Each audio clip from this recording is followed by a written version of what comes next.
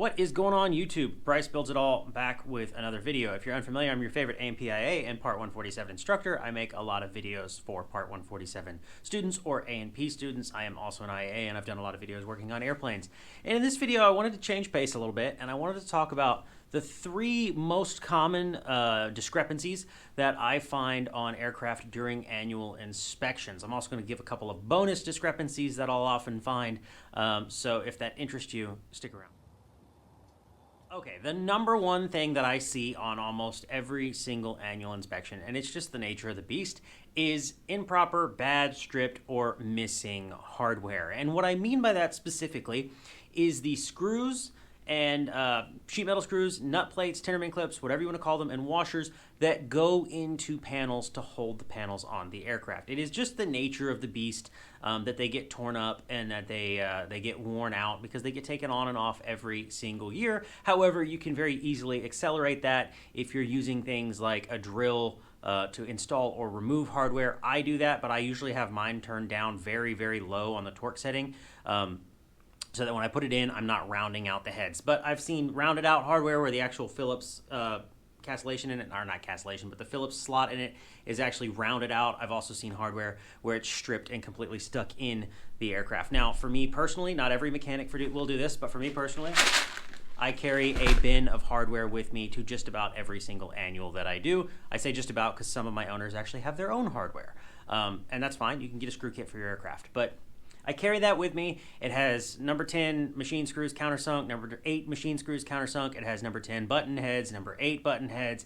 I've got some sheet metal screws in there. I've got maybe a couple of tinnerman clips in case those are broken, and just little things like that. And it is one of the things that I do throw in on an annual inspection. It's not something that I include in the discrepancies or extra cost. It's part of my cost to do the annual inspection.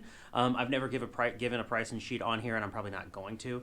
I will say this, I am very affordable, and that's because I only work on a handful of people's airplanes that I know personally and that I trust, if that makes sense. I do have a business, but I don't actively go out and seek clients.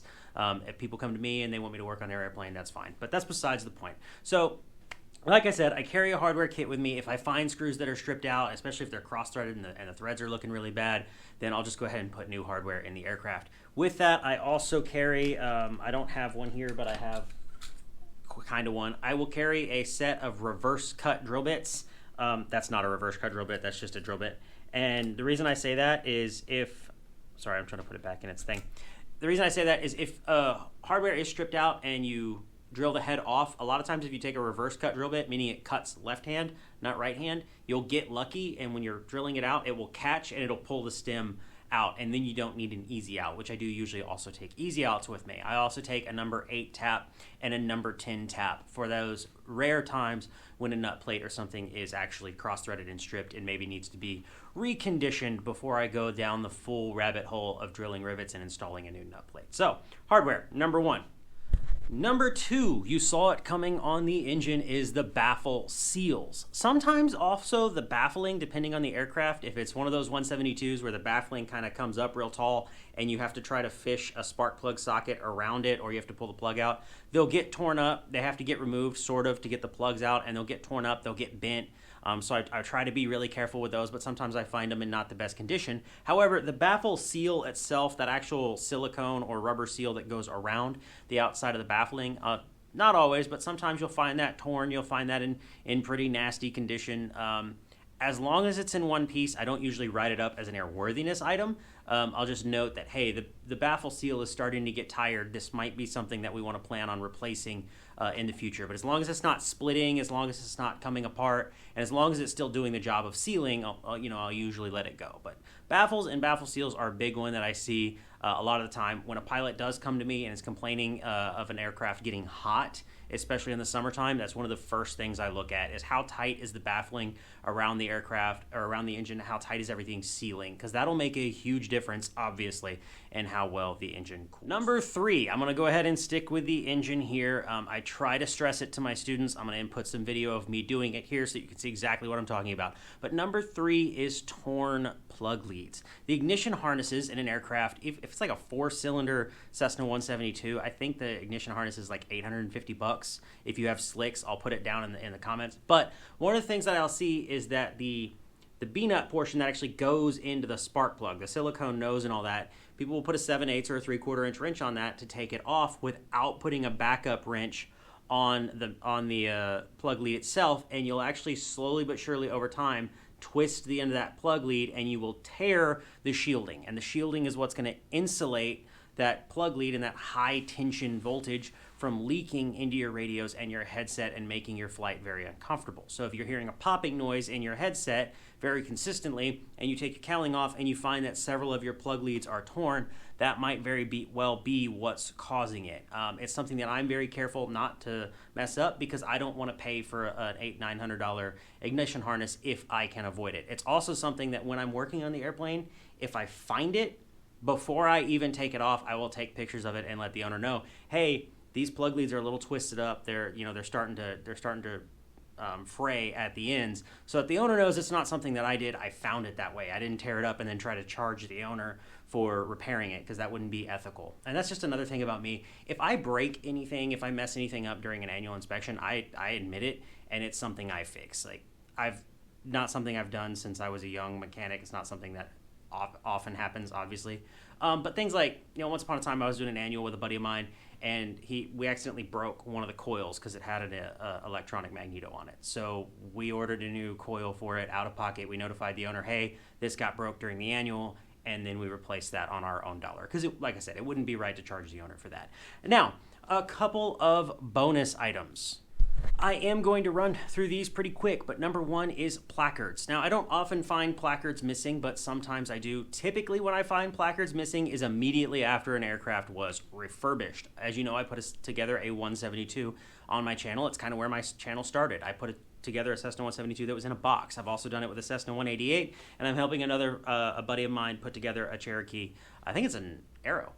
Same thing. It's in a box. He took it apart. Now we're going to put it back together, repaint it, everything. But a lot of times when interior shops and paint shops repaint an aircraft, they don't reinstall the placards when they're done. So it's something that you have to pay attention to on the annual, that all of the required placards are on the aircraft. And you can find that on the TCDS for the aircraft. Towards the very bottom, it will say a list of required placards. And some of them are really important. They're things that go on the panel that will say like, the stall speed or the flap speed or the never exceed, whatever those are. And if those are missing, that is technically an airworthiness item. That is a discrepancy, and we need to get those placards installed. Like I said, it's not common that I'll find them on an aircraft that's in service, but typically something that's just been refurbished and brought to me after a refurbishment, I'll see placards and things missing. You can oftentimes order placard kits, so it's not a big deal. You order the placard kits, you stick them on the panel, cash money, we're good to go.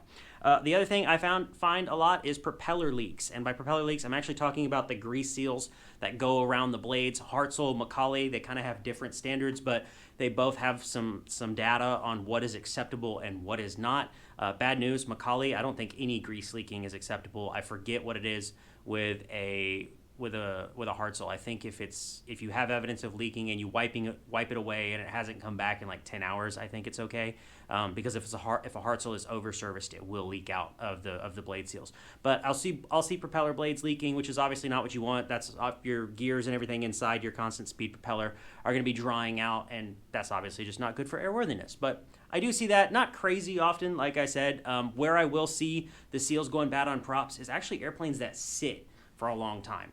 If the aircraft is sitting for extended periods of time, 6 months, 8 months, a year, those seals dry out because they don't have any grease or anything on them to elasticize them, and then they will begin to leak. So then when we do an annual on an airplane that only flies 5, 6, 7 hours a year, then you'll start to see those grease seals start to go out faster. Weirdly enough, not flying an airplane is worse for it than actually flying it. For the next one, the next two really, is ADs. There's almost always an AD or something that is due, whether it's a Bendix ignition switch, if it's a Cessna, the seat rails. There's almost always an AD that is due during the annual inspection, and it's to be expected that we're going to have to do something. Like I said, some of them are pretty routine, but I always go through the ADs. I take a lot stronger look. If there's ADs that I can terminate, once upon a time we actually did the upgraded rudder hinges on an F-33 Bonanza for that exact reason.